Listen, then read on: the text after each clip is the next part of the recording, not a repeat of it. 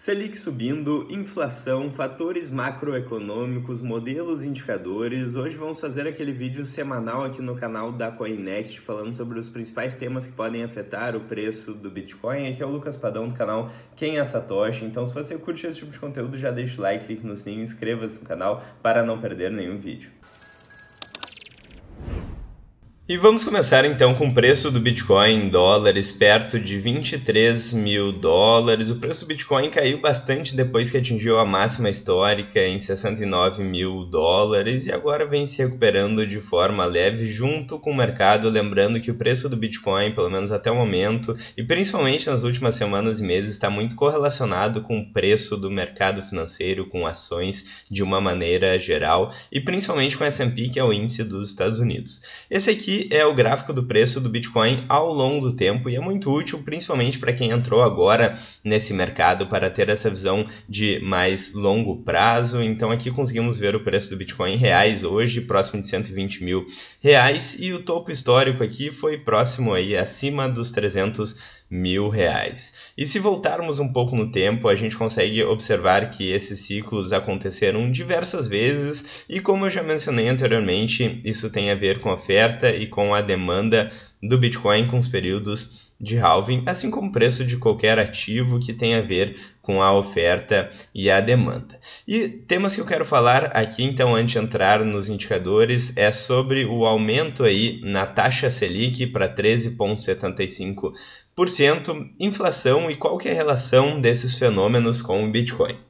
Então, para quem não sabe, na quarta-feira dessa semana, o Copom elevou a Selic para 13,75% ao ano, o que é uma taxa de juros bastante alta, é o maior patamar em 6 anos. Isso pode fazer com que muitas pessoas pensem que a renda fixa atualmente é o investimento mais atraente que tem no mercado, mais seguro, enfim. Mas uma coisa que as pessoas devem levar em consideração quando fazem esse tipo de raciocínio é a inflação, e quando eu falo de inflação, eu estou falando de inflação real e não índices que são chamados de inflação, que na verdade retratam o aumento dos preços. E aqui eu quero mostrar uma entrevista que foi feita recentemente também com o mega investidor Luiz Barsi, onde ele fala aqui que na verdade a renda fixa é perda fixa. Muita gente no mercado financeiro está falando sobre isso, foi uma declaração bastante polêmica, mas vamos tentar entender o que ele falou então. Ele diz o seguinte, abre aspas: se você anotar todos os seus gastos no começo e no final do ano e comparar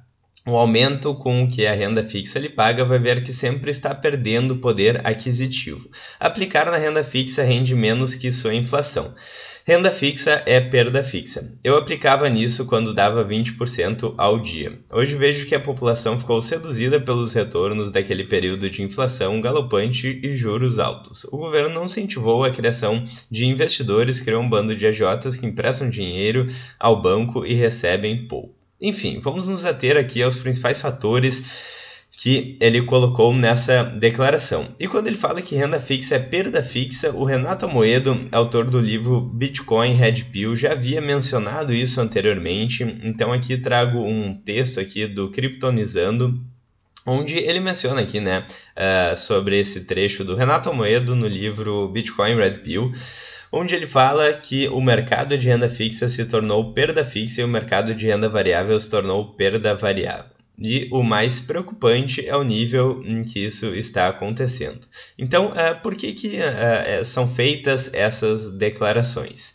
E daí eu trago essa notícia para contextualizar do Cointelegraph, que fala que Estados Unidos imprimiu mais dólares em um mês do que nos últimos 6 séculos. Aliás, 2 séculos aqui, né?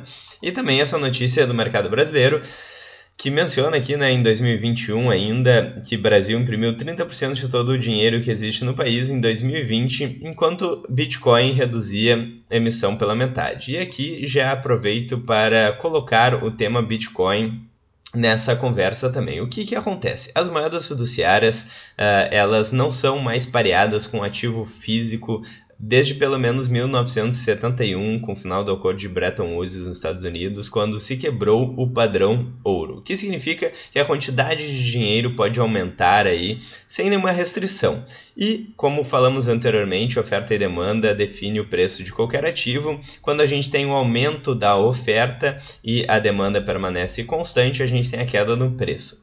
Mas o preço aí, né, varia de forma não homogênea na economia. Então a gente tem os chamados índices de inflação, que na verdade são índices que tentam medir uma cesta aí de produtos, a variação de uma cesta de produtos, e acaba sendo enviesado, porque a gente tem ganho de produtividade, a gente tem a seleção desses ativos que vão impactar na variação de preço desses ativos. E o fato é que, como disse aqui o Luiz Barsi, muitas vezes, mesmo com a taxa de juros elevada, a gente tem aí uma inflação ainda mais alta, fazendo com que o nosso ganho real seja negativo. O que é o ganho real? Seria o ganho descontado da inflação.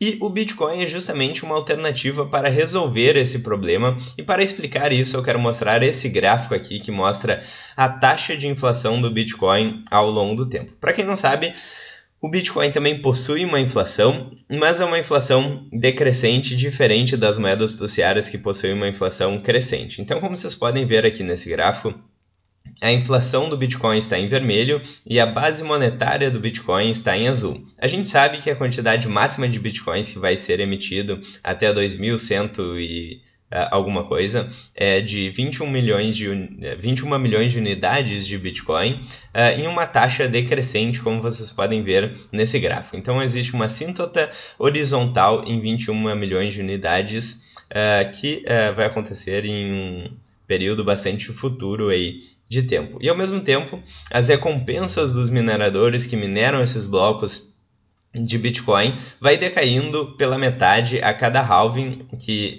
ocorre mais ou menos a cada 4 anos, fazendo com que a oferta de Bitcoins criados aí diminua ao longo do tempo, que é exatamente o contrário do que acontece com as moedas fiduciárias. Portanto, o Bitcoin é uma solução aí para esse problema da perda fixa, para o problema, inclusive, como mencionado pelo Renato Moedo, da perda variável, e pode ser uma alternativa aí com ganhos reais positivos em um cenário de taxa de juros real negativa, pensando no longo prazo.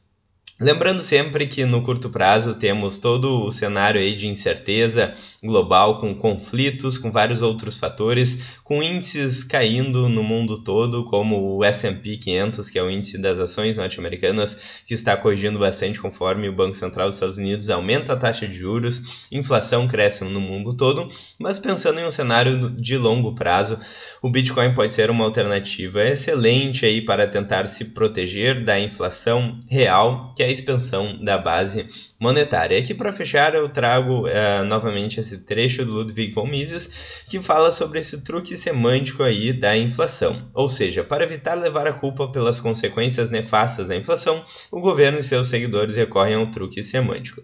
Eles tentam mudar o significado dos termos. Eles chamam de inflação aquilo que é justamente consequência inevitável da inflação, o aumento dos preços. Ou seja, quando vocês veem os preços no mercado aumentando nos postos de gasolina, isso é uma consequência da inflação, mas eventualmente a inflação real acaba sendo muito maior, pois é impossível, né, pensar em uma cesta que leve em consideração todos os bens de consumo e todos os produtos e todos os índices, e levando também em consideração que temos um aumento da produtividade, então a inflação real acaba sendo muito maior do que a inflação projetada aí por esses índices de inflação, como o IPCA ou o CPI, por exemplo. E falando sobre isso, então, fica muito claro aqui quando vemos esse modelo, que é o Stock to Flow, que ele passa uma mensagem, eu já mostrei ele aqui anteriormente, e a mensagem que ele passa aqui é justamente o aumento do preço do Bitcoin, dado o aumento da demanda ou demanda constante, mas a diminuição na oferta também ao longo do tempo, após períodos de halving. No momento em que estamos atualmente, o preço do Bitcoin está muito distante do preço projetado, o que significa que estamos em um bear market, como já aconteceu diversas vezes, e historicamente quem consegue acumular satoshis em período de bear market, que nesse caso pode durar algum bom tempo ainda, ainda consegue ter um resultado interessante aí no longo prazo. Dando uma olhada aqui então para fechar o vídeo no indicador de medo e incerteza no mercado, Fear and Greed Index, ainda estamos com bastante medo no mercado e pode cair ainda esse indicador, apresentando aí novas oportunidades de compra a valores mais baixos. Então vou ficando por aqui, espero que vocês tenham gostado do vídeo, coloquem por favor as dúvidas nos comentários. Não esqueçam de clicar no sininho e inscrever-se no canal para ficar por dentro de todas as novidades e evitar o principal erro aí no mercado, que é comprar na alta e vender na baixa. Vou deixar também na descrição aqui o link para as minhas redes sociais aí do canal Quem é Satoshi, se vocês quiserem me acompanhar por lá também. Espero que vocês tenham gostado do vídeo, um grande abraço a todos e até mais!